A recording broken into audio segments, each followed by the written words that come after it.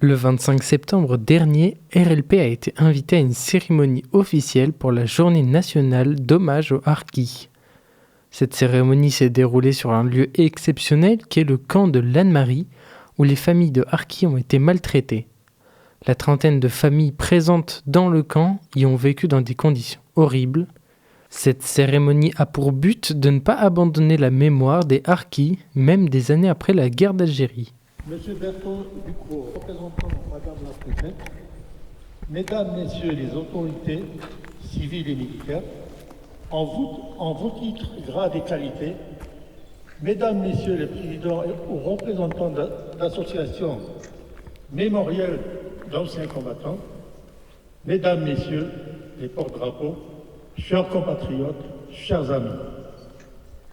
Tout d'abord, je tiens à remercier, au nom des membres de l'association départementale Harkis Dordogne, Vègue-Orphelin, Madame Marie Aubert, préfète de la Dordogne, et son prédécesseur, Jean-Sébastien Lamontagne, qui ont accepté de délocaliser la cérémonie d'hommage aux harkis en ce lieu chargé d'histoire. En 2016 a été inaugurée une stèle commune à tous les hameaux de forestage. Notre association a pensé qu'il était important de compléter la mémoire des lieux. À côté de ces stèles fabriquées en série, notre message de gratitude et de respect à l'égard des nôtres nécessitait d'être plus appuyé, plus spécifique. Il est donc important de mieux identifier le mémoire de ce lieu chargé d'histoire, de l'histoire des harkis. Nous avons décidé de planter un olivier, arbre qui symbolise la paix et la sagesse dans les cultures méditerranéennes, mais aussi l'espoir et le renouveau. Et aussi en installant une stèle comportant une plaque qui porte la mention suivante: hommage aux familles de harkis qui furent recueillies par la France au hameau de forestage de l'Anne-Marie de 1962 à 1965. Aux harkis, soldats de France. Pourquoi en 2025, cette année marque le 50e anniversaire, 50e et 60e anniversaire de la fermeture des camps du hameau de forestage de Chavaroux, ces camps dits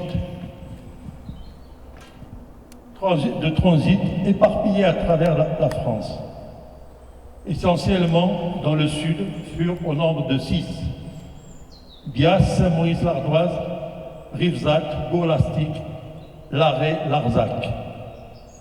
C'est grâce aux enfants de harkis que cela a été possible. Nous sommes reconnaissants et redevables à ces personnes qui ont sauvé l'honneur de notre communauté. Le hameau de forestage de Chavaroux n'existe plus. Sa durée a été éphémère. Ouvert en 1962, il a fermé en 1965. Plus de 20 familles de harkis ont vu cure. Elles venaient pour la plupart des camps, puis certains furent recasés dans un des 75 hameaux de forestage, d'autres dans les prisons désaffectées. L'aménagement des baraquements était sommaire et l'isolement total. Ces anciens soldats étaient employés dans la forêt domaniale, accomplissant cette tâche avec ardeur et dévouement, comme si lorsqu'ils servaient sous les armes de la France. Les femmes ont eu du mal à s'habituer à cette nouvelle vie, mais elles ont su faire face à elle et élever leurs enfants avec amour et dignité. Une fois dans les camps et après, elles n'ont pas baissé la tête, bien au contraire, elles ont donné une bonne éducation à leurs enfants. Nous pouvons être fiers, nous, leurs enfants, de nos mamans qui ont tout donné, qui se sont sacrifiées pour que nous soyons ce que nous sommes. Un instituteur, M. Carré Jean-Claude, a été affecté à l'instruction des jeunes enfants. Il en a gardé un souvenir impérissable. dont leur ardeur à apprendre était palpable. Un poème va vous être lu par Madame Bouizamo Bouzidi, intitulé Galma. Et ce poème est révélateur, selon moi, du ressenti de nombreuses femmes et filles de Harki, dont on n'évoque pas assez leur vie. Elles ont aussi et doivent être mises à la lumière et à l'honneur. Donc le voici, le poème, il est intitulé Guelma. Je n'étais qu'une enfant, héritière de l'histoire de nos pères. J'emportais avec moi pour ce voyage sans retour quelques souvenirs, gardés secrètement au fond de mon âme malade. Sans rejet, sans joie, sans sérénité. J'habite l'inconfort d'une haute solitude. Je suis la page de livre qui ne s'écrit pas, mémoire d'une guerre sordide, fratricide, invisible, dépossédée, punie injustement. Je suis l'enfant de deux états chers à mon cœur. J'ai soif d'exister et défaire les liens du passé, être enfin à ma place. Les harkis resteront à jamais dans nos mémoires et dans la mémoire nationale. Je vous remercie. Lecture d'une lettre par Madame Jamila Féniche, membre de l'association des harkis et de leurs enfants de Dordogne et de Nouvelle-Aquitaine. Bonjour, je vais vous lire une lettre que mon papa avait écrite le 4 février 1964 au sous-préfet Jean-Marie Robert. Donc, à Monsieur le sous-préfet, Monsieur Robert, j'ai l'honneur de vous renouveler votre promesse de venir ici, au village forestier de l'Anne-Marie, nous voir comme nous sommes et comment nous vivons. Moi-même, je serais très heureux de vous revoir et causer un peu avec vous. Si vous pouviez venir ici, j'ai décidé de venir moi-même à Sarlat, vous faire une petite visite, si cela ne vous dérange pas de trop. Si je pouvais trouver un logement, et du travail à Sarlat, près de vous, je serais très heureux. Si vous pouviez venir ici, au village, il faudrait nous le dire quelques jours à l'avance pour que nous puissions être tous présents. Dans l'espoir d'une réponse favorable, je vous prie, Monsieur le sous-préfet, d'accepter nos très sincères et respectueuses sollicitations. Monsieur Féniche.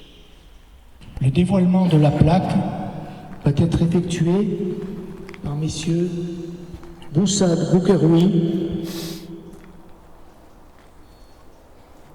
et Aïssa Abbassi, anciens combattants harkis ayant vécu au hameau de forestage avec leur famille. Après ce moment très émouvant que nous venons de vivre avec des anciens qui ont tout donné,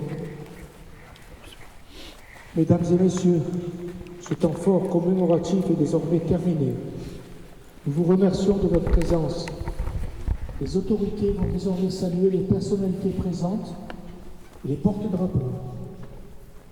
Avant de partir, les associations ont le plaisir de vous convier à un rafraîchissement. Bonne dégustation. Bonjour Jacques Ranoux, vous êtes conseiller départemental en charge de la délégation Résistance d'hier et d'aujourd'hui, ce qu'on appelait avant mémoire, et vous êtes donc ce 25 septembre dans la forêt de l'Anne-Marie. Est-ce que vous pouvez nous raconter ce que vous saviez avant qu'on en parle de plus en plus, de la situation des harkis qui ont quand même été oubliés pendant très longtemps? Oui, j'ai appris assez récemment. Quand je suis venu d'ailleurs au département, j'ai été invité sur une exposition organisée par la ville de Périgueux sur les harkis. Et donc j'ai été invité au départ, j'ai même pris la parole à ce moment-là. Et j'ai pu découvrir effectivement ce drame pour des gens qui avaient été engagés dans l'armée française. Mais c'est une longue histoire, les harkis, ça ne date pas que de la guerre d'Algérie. Donc effectivement, ils ont été laissés pour compte, après à la 62, et ça a été un drame total. Ceux qui sont restés en Algérie ont payé chèrement de leur vie. Ceux qui sont rentrés en France ont énormément souffert parce que dans des conditions d'accueil déplorables. Et il a fallu très longtemps pour qu'ils soient reconnus dans leurs droits et en même temps dans leur souffrance, parce que c'est quand même un parcours dramatique. Et surtout quand on est là et qu'on connaît aussi l'histoire de ce camp terrible. terrible. Alors moi, je suis aujourd'hui conseiller départemental, mais en charge de la mémoire et des résistances, comme vous l'avez dit. Et les résistances aujourd'hui, ça fait partie des résistances d'aujourd'hui, c'est-à-dire de refaire la lumière sur cette partie de notre histoire et sur la partie aussi des sacrifices qui ont été faits. Et le devoir aussi de notre nation, de notre pays, c'est de reconnaître. Elle a mis trop longtemps pour reconnaître ces exactions et cet oubli dramatique. Voilà ce que je voulais dire aujourd'hui, et moi je suis là parce que j'ai envie d'être solidaire à toutes ces souffrances, comme on peut l'être aussi partout aujourd'hui dans le monde, avec beaucoup de personnes oubliées dans l'immigration, avec la misère qui s'installe, les guerres, et donc aujourd'hui je suis très heureux d'être là et de partager ce moment. Il y a souvent, justement, vous avez parlé d'immigration, confusion entre immigration et harkis. Et les harkis sont quand même français depuis certaines fois plus de 100 ans.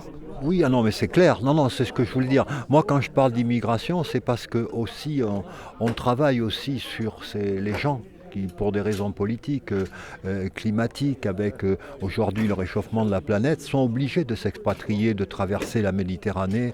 On va accueillir bientôt un jeune qui a traversé la Méditerranée, un jeune Syrien qui va auprès des gamins raconter cette histoire-là. Donc moi, c'est toutes ces résistances dont je voulais parler. Mais je sais que les harkis, ça date de très longtemps, puisqu'après l'invasion de l'Algérie, l'armée française a effectivement recruté dans ses rangs des Algériens qui étaient là aussi pour partager les choses et s'engager autour de la République. Donc ces questions-là, oui, je fais pas la confusion. Et est-ce que vous connaissez du coup la date du 12 mai ?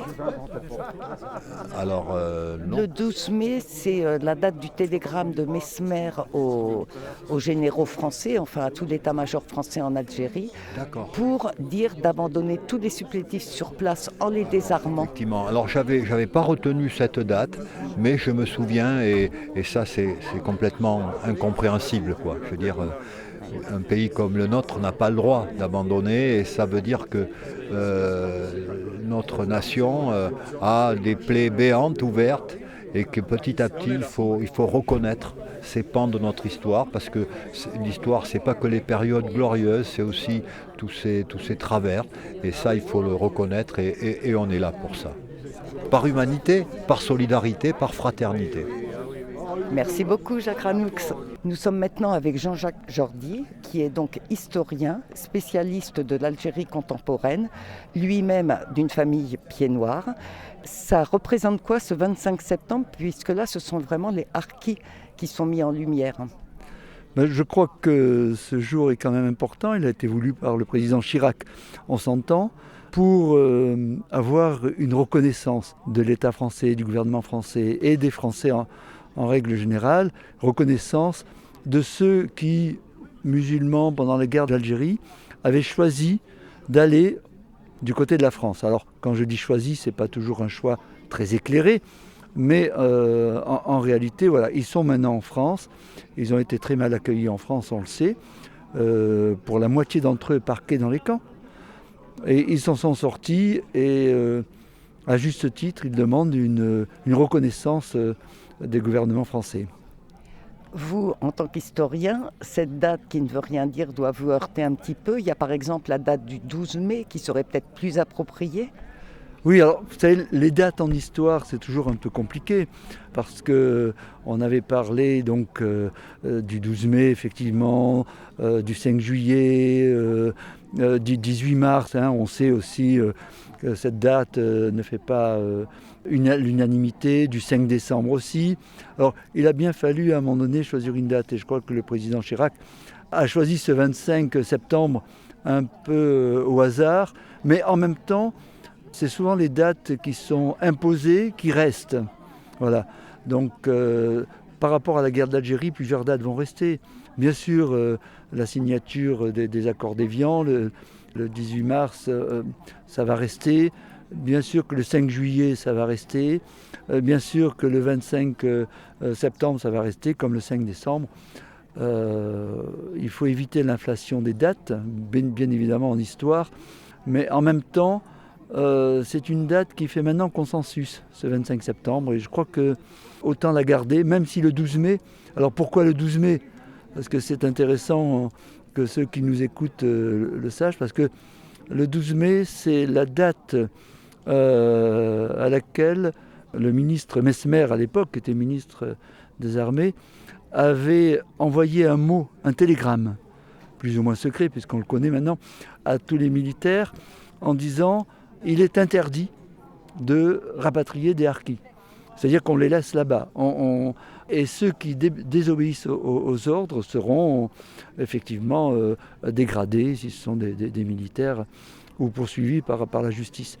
Donc ce 12 mai, la date de ce télégramme de Messmer est quand même importante, parce qu'elle montre que la France ne voulait pas d'harkis, de ces supplétifs de l'armée française, elle ne les voulait pas. Et en même temps, c'est une date qui pourrait faire consensus, mais qui en réalité, enfin pour l'historien, c'est la date de la signature d'un télégramme. Donc elle n'a pas un effet ici. Elle a un effet le jour même, ou les jours qui ont suivi, parce que ça voulait dire qu'on laissait, que le gouvernement français de l'époque laissait à la vindicte du FLN et de l'ALN les populations qui étaient du côté de la France à cette époque et qui ont été massacrées. Alors c'est peut-être la date du début du massacre, mais on sait que les massacres ont commencé un peu avant, et puis c'est surtout après le 5 juillet que les massacres de harkis vont s'intensifier. Est-ce que ce n'est pas trop difficile, quand on est historien, d'étudier une période qui soulève encore tant de passions ? Mais c'est toujours difficile quand on ne fait pas la part entre l'histoire et la mémoire. On sait très bien qu'après 62, les mouvements mémoriels ou les volontés mémorielles des uns et des autres ont fait qu'on a, en France en tout cas, plusieurs mémoires déchirées, parfois irréconciliables, entre la mémoire des anciens harkis, puisqu'ils sont français, la mémoire des pieds noirs, la mémoire des soldats qui sont allés combattre en Algérie et qui sont revenus meurtris, la mémoire aussi de toute l'immigration algérienne qui est venue en France après 62, et plus encore après 62 qu'avant. Donc on a ces mémoires qui se heurtent, ces mémoires qui s'opposent, et jamais depuis 62, les gouvernements français ont essayé de réconcilier ces mémoires pour dire ben voilà ce que c'était que l'histoire. Et alors on a préféré être dans une guerre mémorielle plutôt que d'être dans un apaisement historique. Et ça, l'historien essaye de faire des ouvrages en ce sens pour essayer de réconcilier en disant voilà ce qu'est l'histoire, il faut s'approprier, c'est comme ça. Mais c'est pas encore fait, quoi. Merci beaucoup Jean-Jacques Jordi. Et pour nos auditeurs, je précise qu'effectivement, il a écrit beaucoup d'ouvrages très intéressants sur la guerre d'Algérie, où vous aurez un regard vraiment, on ne peut pas dire complètement neutre, mais un regard objectif. Donc on vous conseille les livres de Jean-Jacques Jordi. Merci. Est-ce que vous voulez bien parler au micro ? Vous pouvez me dire comment vous vous appelez ? Oui. Comment vous vous appelez ? Monsieur Axas. D'accord. Et donc vous êtes harki, vous êtes arrivé en France en 62 ? Je suis le dernier arrivé. Quand je suis arrivé, j'étais directement à Saint-Maurice-l'Ardoise, le centre de transit. Quand je suis arrivé, j'ai passé 5 ans de prison. Je me suis évadé de Colombie-Cher, la Sawa, en 67. J'étais au centre de transit de l'Ardoise. J'étais au Pirée à Nîmes, à l'époque en 67. Quand je suis sorti de là-bas, ils m'ont affecté dans un poste forestier, et puis celle-ci. Depuis celle-ci, directement à Arfan-les-Escudiers. J'ai resté 3 ans là-bas. Dans un camp, donc ? Dans un camp forestier, oui. D'accord. Arfan-les-Escudiers, dans le Tarn. Ça a dû être un choc à la fois géographique et culturel. Oui. C'est le dernier arrivé. J'ai mis mon livre, j'ai trouvé mon nom dedans, dessus. Bonjour, vous vous appelez ? Je m'appelle Ossine Bouzidi. Et vous êtes donc harki ? Voilà, je suis fils de harki et ancien militaire. Et vous vivez ? Je vis au Lardin. Votre famille est passée par les camps aussi, mais pas ici à Lannemary?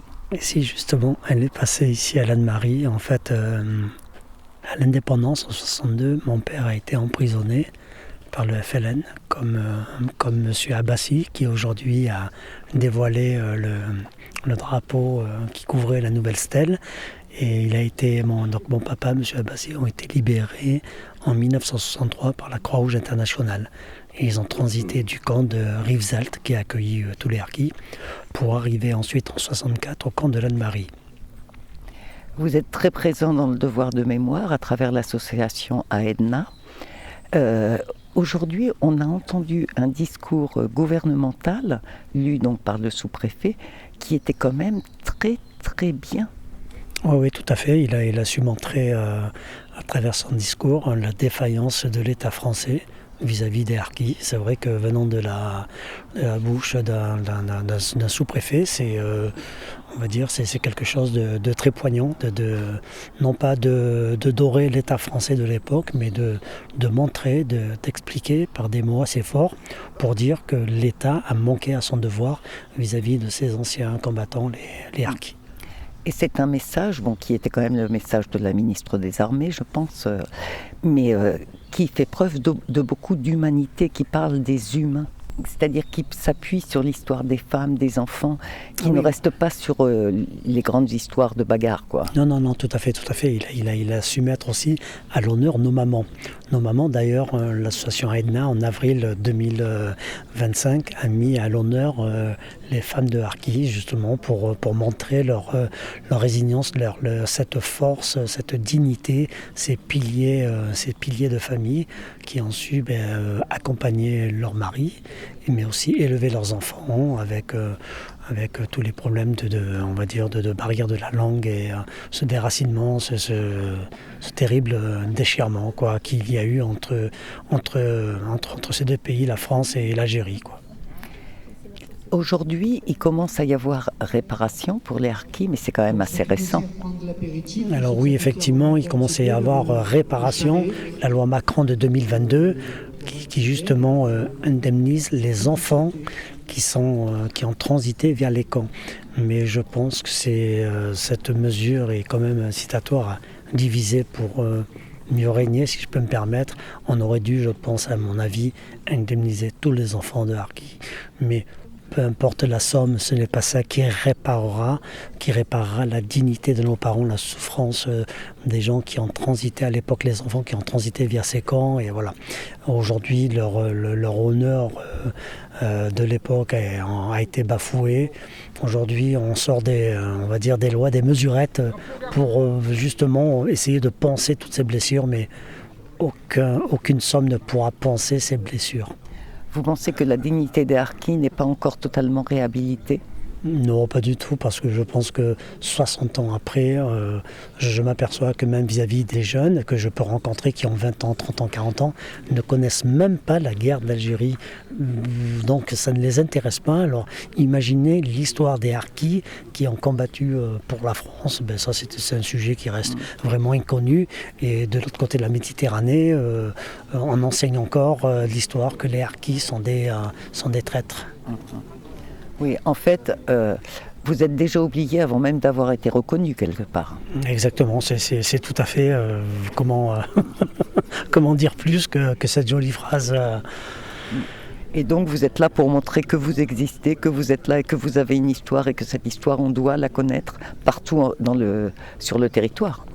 Alors, tout à fait. Alors aujourd'hui, du haut de mes 55 ans, je ne dis pas que j'ai été aussi, concerné par l'histoire des harkis. J'ai souvenir quand j'avais 20 ans, même en tant que militaire, l'histoire des harkis, je savais très bien que mon père s'était battu pour la France, mais il y avait rien de concret. Et aujourd'hui, c'est mes entrailles, je parle de mes entrailles, c'est mon cœur qui parle, et c'est une histoire qui me tient très à cœur aujourd'hui, c'est-à-dire en parler aux essayer d'en parler aux médias quand on nous donne la parole à travers les expositions qu'on peut faire comme celle des mamans.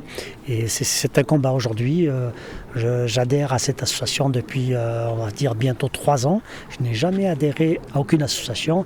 Et d'ailleurs, en tenue civile, c'est la première fois que je mets mes médailles. Voilà, et c'est un jour vraiment très important pour moi de revêtir ces médailles qui n'ont rien à voir avec les médailles qu'ils ont gagnées, qu'ils ont acquis lors de la guerre d'Algérie, nos parents, nos anciens. Mais c'est un honneur pour moi et c'est un devoir d'être parmi les autorités, les civils, les enfants de harkis. Et militaires français, médaillés en tant que militaires français. Exactement, médaillés en tant que militaires français ayant servi dans l'arme des troupes de marine, comme nos parents à l'époque dans les RIMA. Merci beaucoup aussi. Merci à toi.